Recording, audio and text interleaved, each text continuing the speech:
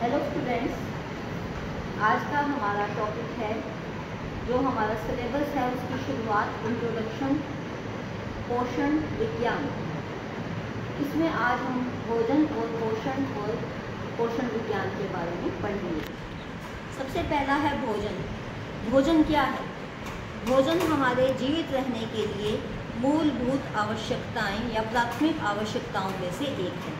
जैसे हमें जीवित रहने के लिए सबसे पहले ज़रूरी है वायु, वायु के बाद आता है जल और जल के बाद आता है हमारा भोजन।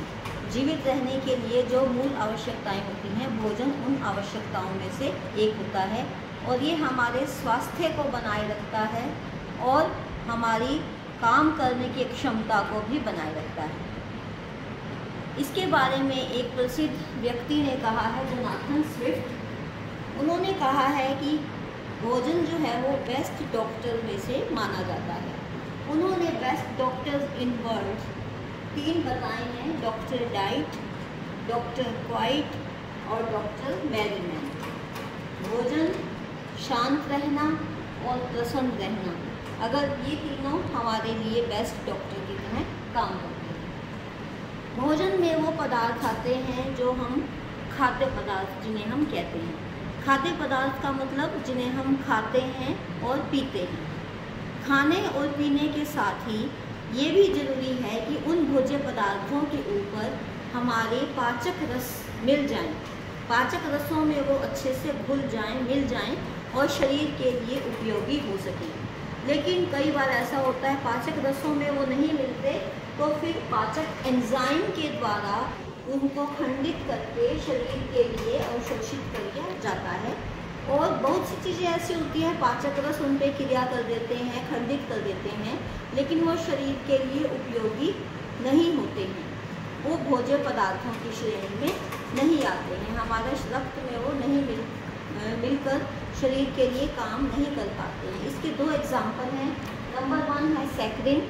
सैकरिन जो मिठास के लिए डायबिटीज़ के लोग इसका यूज़ करते हैं, पेशेंट्स। दूसरा तरल पैराफिन, लिक्विड पैराफिन।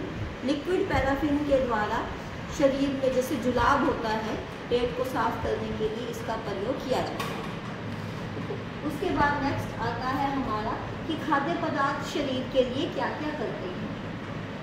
खाद्य पदार्थ शरीर के द्वारा शरीर पनपता है, बनता है, परिपक्व होता है, शरीर की वृद्धि होती है और शरीर का स्वास्थ्य बना रहता है। नेक्स्ट इसके बाद है ये हमारा आगे खाद्य पदार्थ क्या होते हैं और यह है खाद्य पदार्थों के गुण। खाद्य पदार्थों से ही हमारा भोजन बनता है।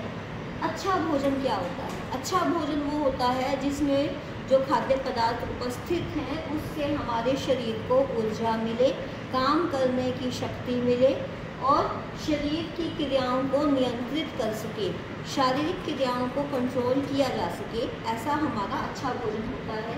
शरीर के वृद्धि में, विकास में और मुरम्मत, टूट फूट की मुरम्मत में वो योगदान देता है और हमारी बीमारी से लड़ने की क्षमता को बढ़ाता है।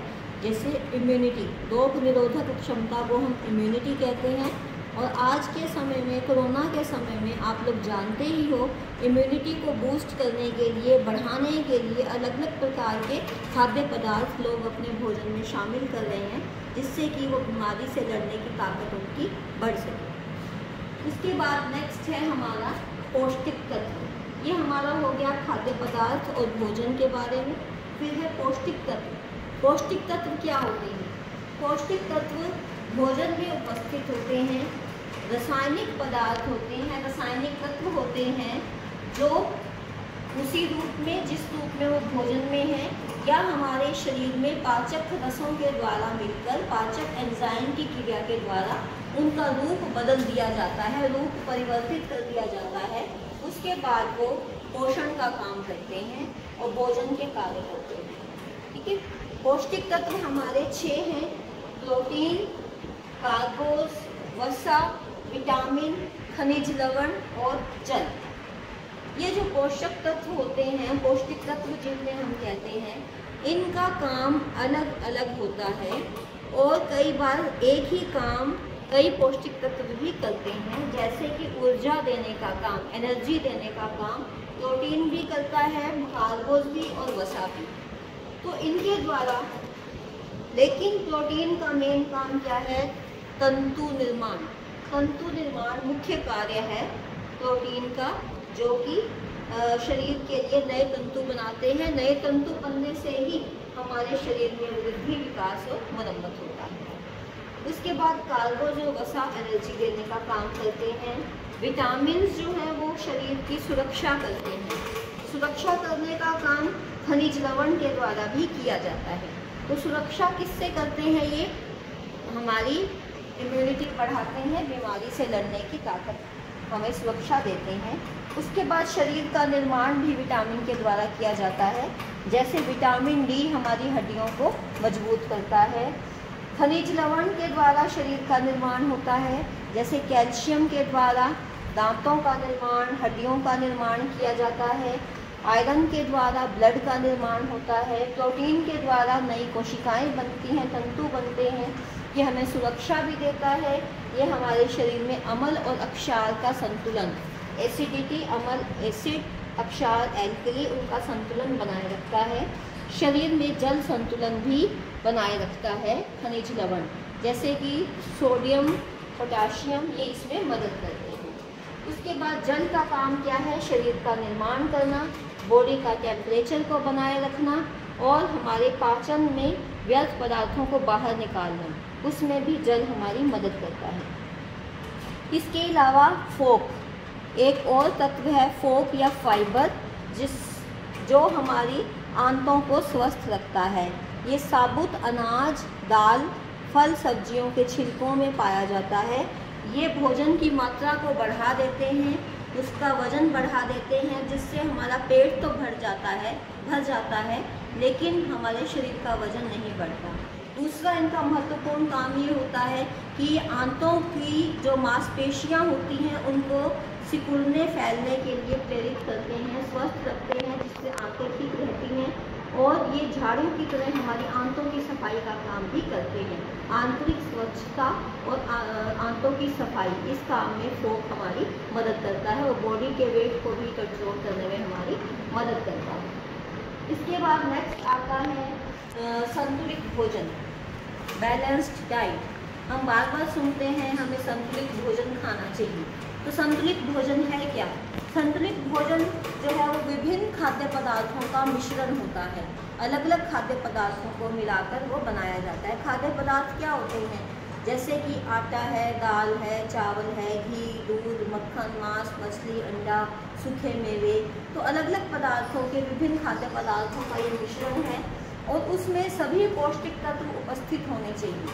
सभी पौष्टिक तत्व, जिसमें कि ये सारे पौष्टिक तत्व हों और उनकी मात्रा कितनी हो, जितना शरीर को ठीक काम करने के लिए न्यूनतम आवश्यकता है, कम से कम जितना जरूरी है उतना वो पौष्टिक तत्व उसके अंदर होना चाहिए।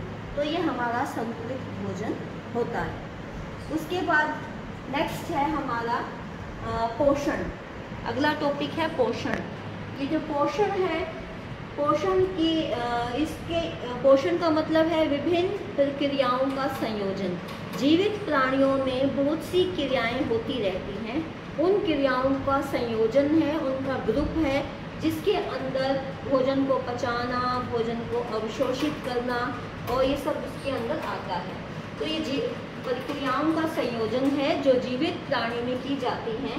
और ये क्रियाएं क्यों करता है जीव? क्योंकि उसकी क्रियाशीलता बनी रहे और उसके अंगों की वृद्धि हो, अंगों का पुनः निर्माण हो, टूट फूट होगी या उसकी मरम्मत हो।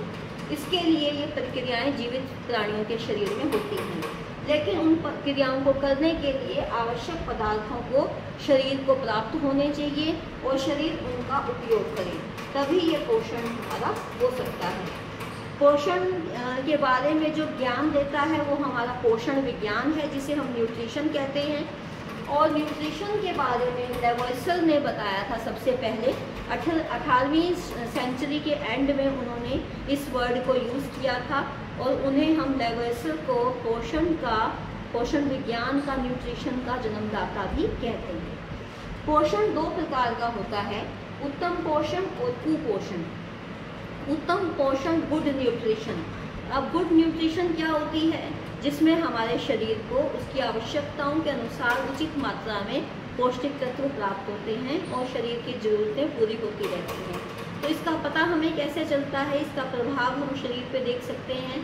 जैसे जो व्यक्ति अच्छी डाइट लेता है तो उसके शरीर के ऊपर उसके अच्छे प्रभाव दिखाई देंगे, जैसे कि उसका स्वास्थ्य ठीक होगा, उसको बीमारियों से लड़ने की क्षमता उसमें ज़्यादा होगी, उसकी स्किन साफ होगी, ग्लोइंग होगी, बाल उसके चमकदार होंगे, बाल उसके स्वस्थ होंगे, दांत उसके मजबूत होंगे, हड्डियां उसकी मजबूत होंगी।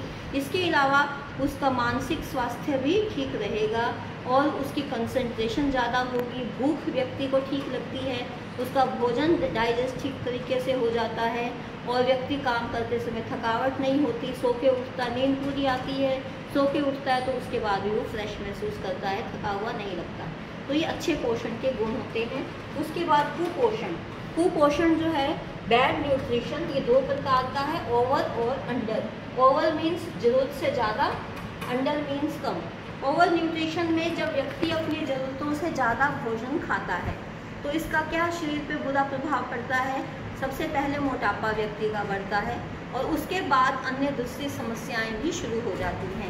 हार्ट संबंधी प्रॉब्लम हो जाती है, ब्लड प्रेशर संबंधी प्रॉब्लम हो जाती है और हमारी जो हार्मोन्स बनाने वाली ग्रंथियां हैं वो ठीक ढंग से काम नहीं करती, तो इससे कई प्रॉब्लम शुरू हो जाती हैं। उसके बाद है अंडर न्यूट्रिशन। अंडर न्यूट्रिशन में हमें ज़रूरत से कम मात्रा में पौष्टिक तत्व मिलते हैं, तो उसकी वजह से बहुत सी बीमारियां हो जाती हैं। जैसे कि अगर हम कैल्शियम नहीं लेते हैं तो हड्डियों की बीमारी, विटामिन डी, हड्डियों की बीमारी, रिकेट्स हो जाती है, ऑस्टियोपोरोसिस हो जाती है, हड्डियां कमज़ोर हो जाती हैं। विटामिन सी की कमी से स्कर्वी हो जाता है, आयरन की कमी से एनीमिया हो जाता है। तो ये बीमारियां कई प्रकार की हमारे शरीर में हो जाती हैं। लेकिन अब इसका कारण क्या है? हमारे देश में अंडर न्यूट्रिशन के कई कारण हैं। सबसे पहला, लोगों को ज्ञान नहीं है, अज्ञानता है लोगों को। गरीबी की वजह से लोगों को पौष्टिक तत्व अवेलेबल नहीं है। जो बाज़ार में चीज़ें मिलती हैं उनमें मिलावट होता है, जैसे दूध में पानी मिला हुआ है, तो मिलावट की वजह से लोगों में अंडर न्यूट्रिशन है। उसके अलावा कुछ लोगों में गलत आदतें, खाने पीने की गलत आदतें होती हैं, उसकी वजह से है अंडर न्यूट्रिशन। और कुछ गलत धारणाएं, चाहे वो धार्मिक मान्यताओं की वजह से हो, सामाजिक मान्यताओं की वजह से हो। कुछ लोग कुछ पदार्थों का प्रयोग नहीं करते हैं, खाते नहीं हैं, तो उसकी वजह से भी अंडर न्यूट्रिशन उनका हो जाता है। तो हमें उचित पोषण की तरफ ध्यान देना चाहिए। Thank you.